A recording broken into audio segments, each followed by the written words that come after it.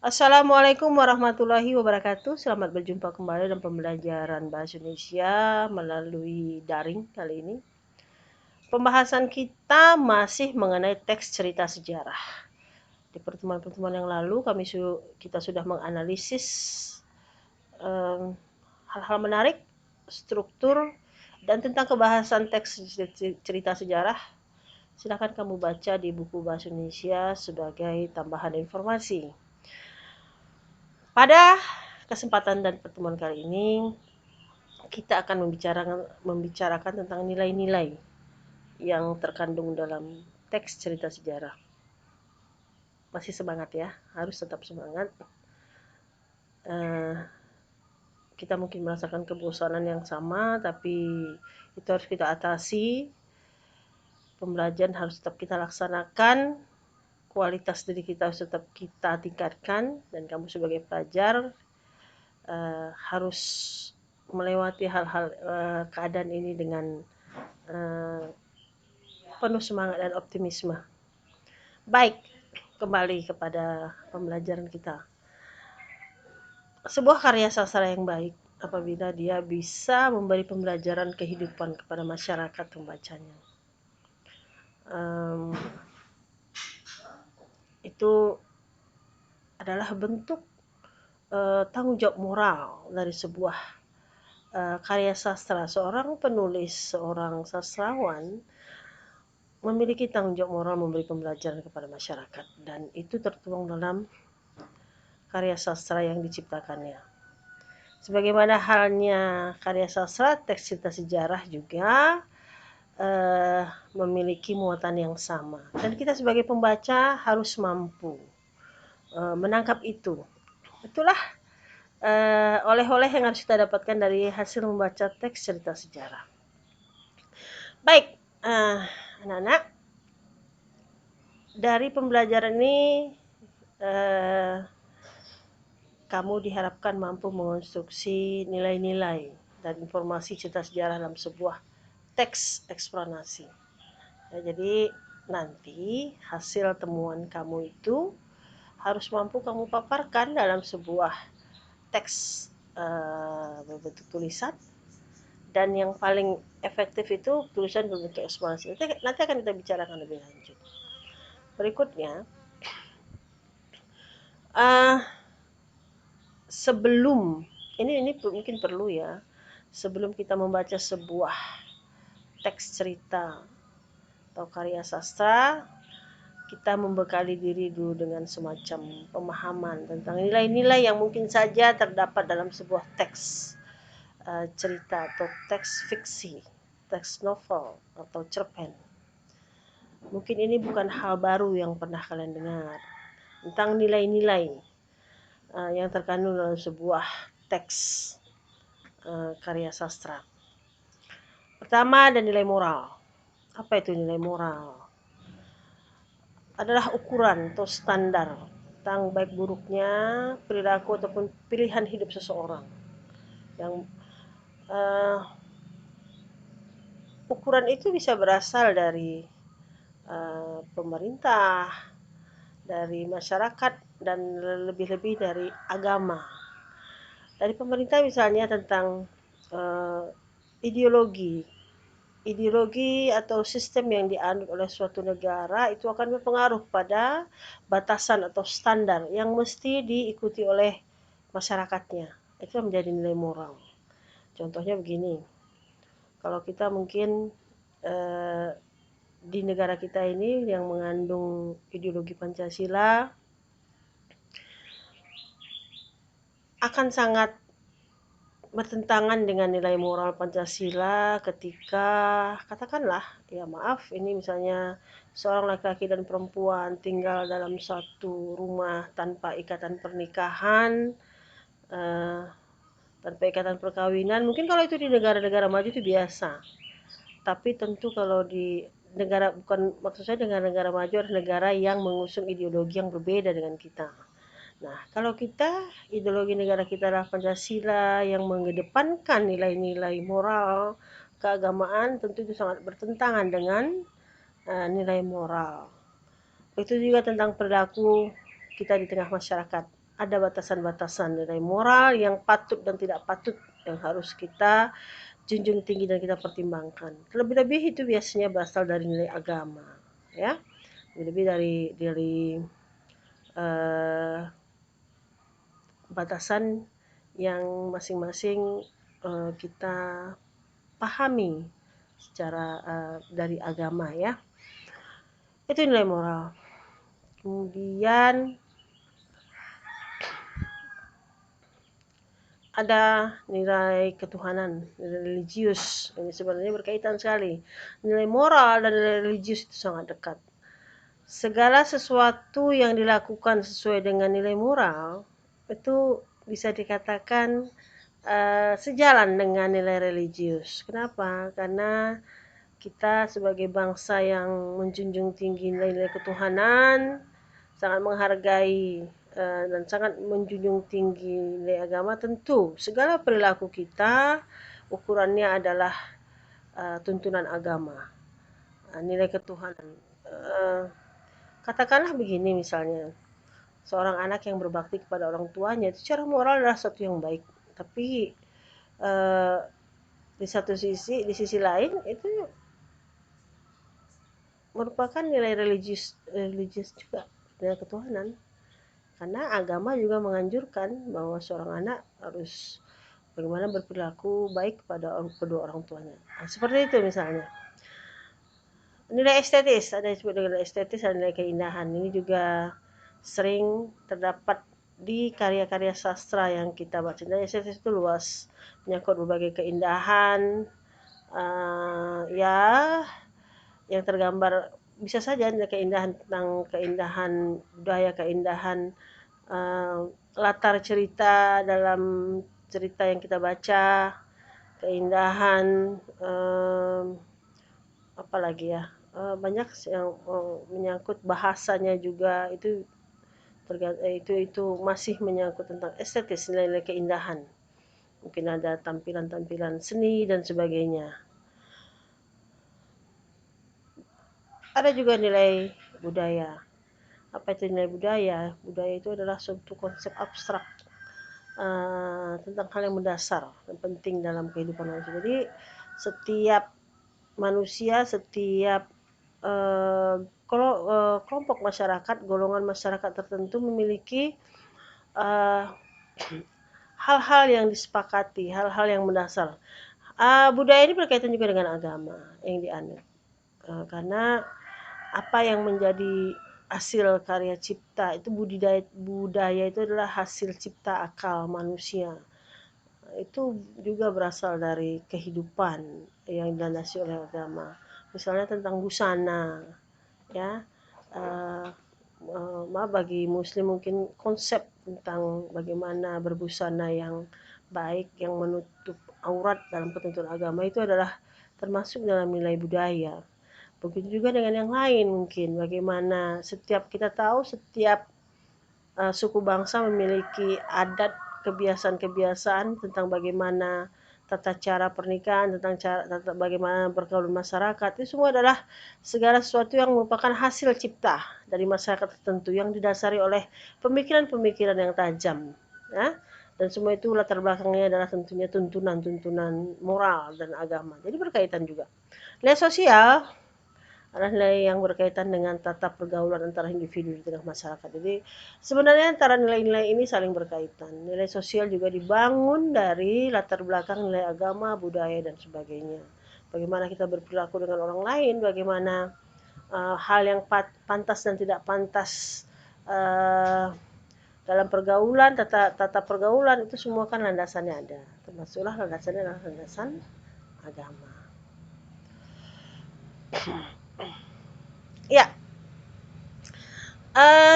apa yang penting dari ini semua adalah bagaimana seperti yang sudah Ibu ungkapkan di awal, ketika kita membaca sebuah karya, termasuk karya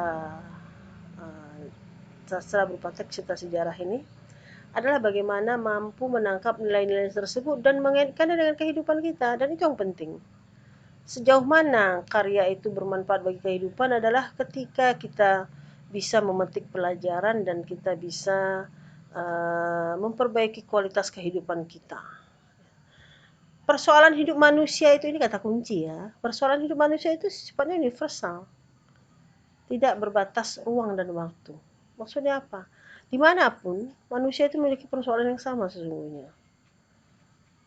Tidak hanya di Indonesia, di Amerika sana, di Inggris sana, di Arab Saudi sana, persoalan-persoalan hidup manusia itu sama saja. Lalu apa yang membedakan adalah cara mengatasinya sesuai dengan kondisi sosial kemasyarakatan, termasuk juga ideologi, agama yang dianut dan sebagainya, ya. Jadi itu berkaitan. Tidak mengenal batas ruang dan waktu. Artinya begini, kita membaca karya sastra tulisan orang luar negeri sana pun, kita bisa memetik pembelajaran dalam kehidupan kita, ya. Apalagi kalau latar cerita dalam teks atau dalam cerita dalam karya sastra itu dekat dengan kehidupan kita, maka akan sangat sangat bermanfaat dan sangat bisa kita petik hal positif dari situ. Ini yang penting ya. Bagaimana bisa menangkap nilai-nilai dalam cerita yang kita baca dan mengaitkannya dengan kehidupan saat ini dan menjadi pembelajaran bagi kehidupan kita. Baik. Nah, dalam hal ini nanti kamu akan membaca kembali akan membaca sebuah penggalan cerita. Sebenarnya saya ingin kamu membaca sebuah novel utuh. Lalu kamu bisa menangkap nilai-nilainya dari situ. Tapi sesuai dengan kondisi kita saat ini, harusnya ini kita bahas di kelas. Kalian membaca sebuah novel, lalu kita berbagi cerita, apa yang kau temukan, kamu bagi kepada teman-teman yang lain, kamu bagi kepada saya, dan kita saling bertukar informasi, saling bertukar nilai-nilai yang temukan. Tapi baiklah, dengan kondisi seperti ini tidak usah satu novel, kita akan baca penggalan saja, dan kamu nanti akan mengidentifikasi, menemukan nilai-nilai yang terkandung dalam penggalan tersebut. Ya, baik, berikutnya.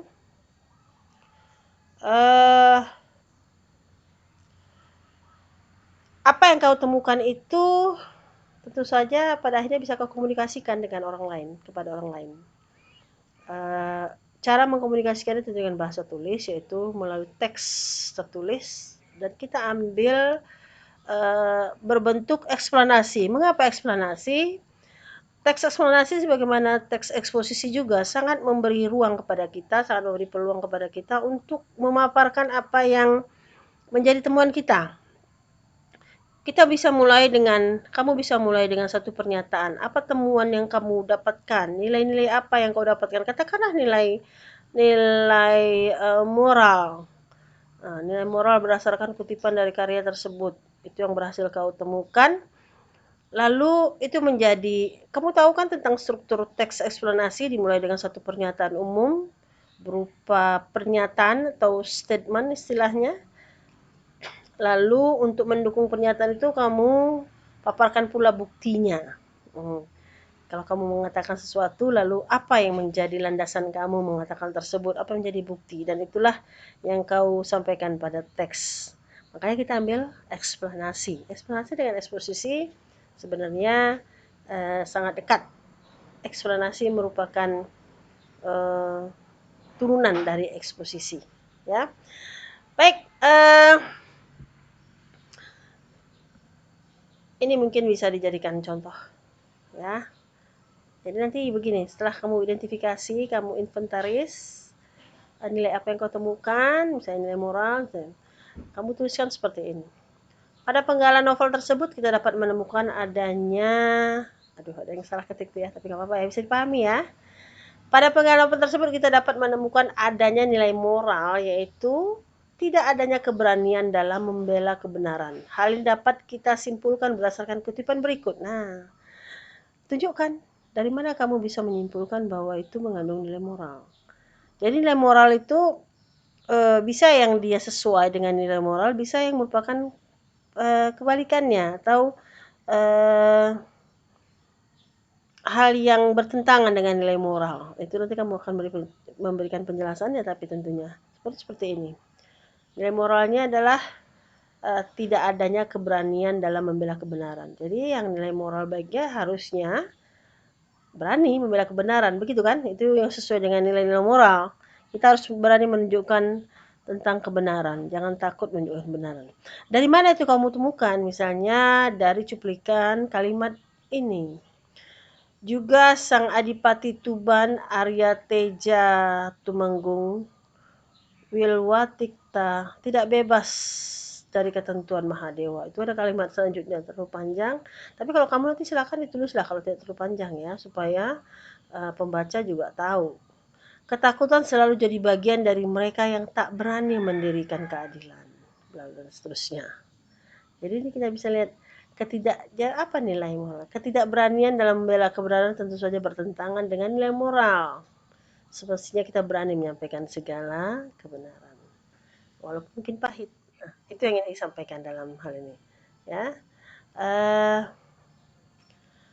jadi mungkin tidak hanya satu, ada dua, ada tiga. Silahkan kamu temukan. Kalau saran saya, kamu buat dulu semacam tabel. Ya, nilai apa yang kau temukan? Nah, dari mana kutipan itu? Itu dalam kurung itu harus kamu jelaskan dari mana kamu dapatkan ya. Anantatur itu nama penulisnya. Jadi nanti nama penulisnya nggak usah judul bukunya. Tahun berapa buku itu dan halaman berapa kau temukan. Kutipan itu terdapat di halaman berapa. Ya, ya, ibu pikir itulah yang penting ya. Kamu bisa sambil membaca kamu memperoleh ilmu, kamu mendapatkan ini namanya oleh-oleh dalam membaca. Kalau kau tak berhasil menemukan itu, kamu gagal dalam membaca. Kita gagal dalam membaca. Dan apa yang kita temukan itu harus bisa kita bagi kepada orang lain. Ya, baik. Kalau saran saya, ini kan masa pandemik ini, dianjurkan kita banyak berdiam di rumah. Bacalah sebuah novel. Mungkin sekarang sudah novel elektronik banyak, ya, tinggal kamu mencarinya saja. Kalau tidak ada novel yang manual, silahkan novel-novel elektronik. Tapi kalau saran saya novel sastra ya, dan punya nilai sejarah. Kamu boleh cari di Google mana novel yang punya. Di pertemuan lalu kan saya sudah mengatakan, yang dimaksud dengan teks cerita sejarah itu adalah ketika peristiwa-peristiwa sejarah dijadikan sebagai latar cerita. Ya. Jadi bukan cerita sejarah, bukan sejarah, bukan teks sejarahnya, tapi novel atau cerita sejarah. Kamu baca novel dan di dalamnya ada peristiwa sejarah. Contoh sederhana saja kalau film itu seperti film Titanic, ya. Film Titanic itu film yang ditulis berdasarkan skenario itu berdasarkan peristiwa sejarah yaitu tenggelamnya kapal Titanic. Nah, lalu di dalam peristiwa sejarah itu kan fenomenal sekali ya, sangat bersejarah, kapal yang dirancang sedemikian rupa dengan sistem keamanan ketahanan yang sudah hampir dipastikan oleh penciptanya, oleh pembuatnya itu akan bebas dari tenggelam. Nyatanya Tuhan berkehendak lain. Itu untuk mungkin kalau pelajaran moralnya kepada kita adalah jangan takabur.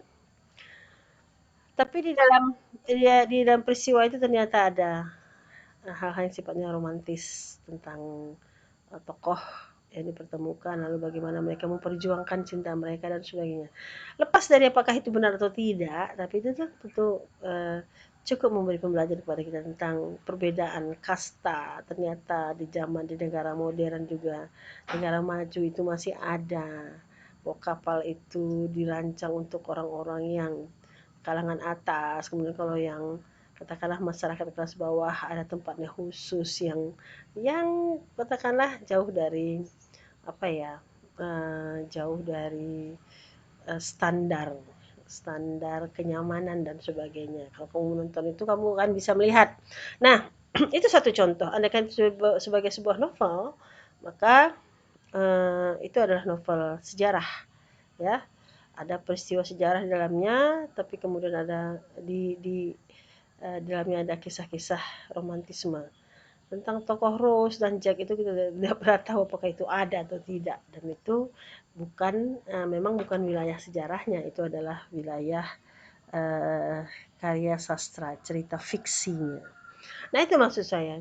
Carilah novel-novel dengan latar cerita yang mengandung peristiwa sejarah, lalu baca, nikmati hari-hari kamu dengan membaca novel dan temukan nilai-nilainya. Nah, tapi untuk pembelajaran ini akan ada tugas yang lain. Sekian dulu penjelasan dari Ibu. Terima kasih dan terus tetap semangat ya. Jangan bosan. Satu lagi saya ingatkan. Kamu yang belum berpartisipasi dalam pembelajaran, tolong jangan membuat semuanya menjadi sulit. Kita nikmati keadaan ini, mudah-mudahan segera berakhir. Kita bisa bertemu secara langsung. Tugas-tugas kamu yang bagi yang belum mengumpulkan, segera disusulkan boleh, walaupun terlambat mungkin. Saya tetap akan memberi penilaian, mengukur kesetiaan kamu dan konsistensi kamu dalam pembelajaran, dalam proses pembelajaran. Itu yang paling penting. Ya, terima kasih. Assalamualaikum warahmatullahi wabarakatuh.